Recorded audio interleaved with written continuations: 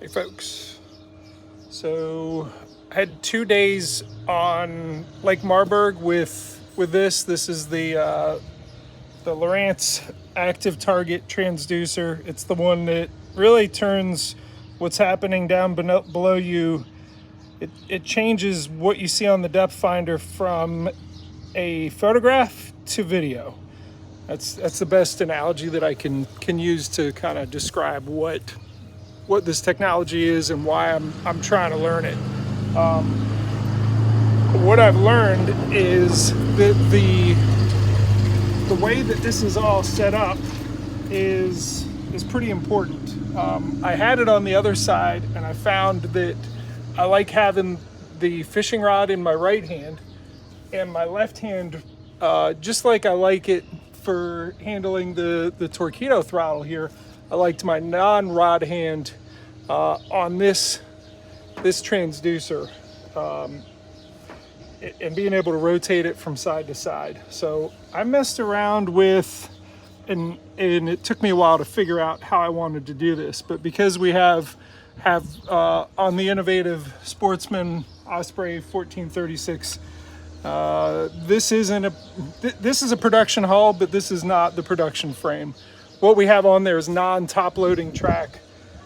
Trey's working on it to get that top loading track first off licensed from Yak Attack. There's a agreement there, a marketing and whatever. There's an agreement that needs to be firmed up. So that this will be top loading. It's not quite yet. So you get these little notches in there, which is how I'm getting the T-bolts in there. Anyhow, that's what he's working towards offering, is something where it's fully riggable like this. And I've used actually 4 different sides. So I think the steering cable's on the bottom. This one I did some goofy things to and this is a mess. Let me move all that out of the way.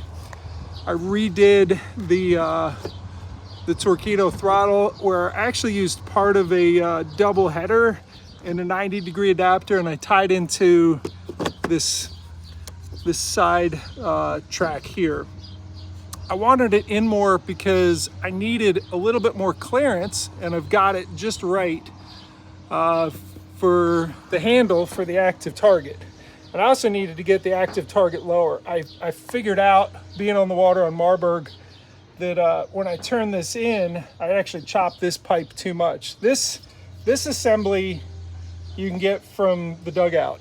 They call it the Fisher, I guess named after Christine Fisher, who's done a lot of marketing and she uses it. So anyhow, it's for the ActiveTarget, or the Garmin Panoptics will work up with it as well.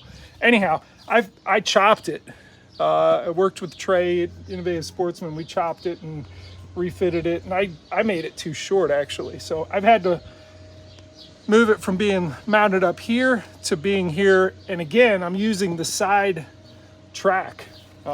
So this one is for bottom, which you can't see, the sides, and then this top track, and eventually it'll be top loading. But I'm up there rigging this. I'm sitting topside in my truck, and I go to take this thing off, and as soon as I bump it, it drops and it hits it goes right down there, which I'm thinking, that if that isn't foreshadowing of what'll happen to me on the lake, I don't know what is. Like, it is absolutely gonna fall in the water, and I'm gonna be hopefully not over like 12, 15 feet and have to swim for it. But it occurred to me I needed it tethered, so I got one of these, the T-Rain, the Yak Attack T-Rain tether. So if I do drop it, it isn't going far, which is also nice, because then when I'm not using it, it's not the way of my paddle stroke. I can just throw it in there, and it's not going to get washed out with a wave. It's going to stay with the boat. So I'm pretty happy with that. I already have another T-Rain here for my braid scissors. Just a useful thing to have. Moved my cup. The regular transducer is here with the switchblade arm transducer, and this is in good shape. This this actually works pretty good. I had the side imaging out and it did really nicely. So I don't know, I just thought I'd take a minute and show you what I'm doing on a Saturday afternoon, re-rigging stuff. And I got a couple of solutions that I liked a whole lot, so thought I'd show them to you. Thanks for watching. See you later.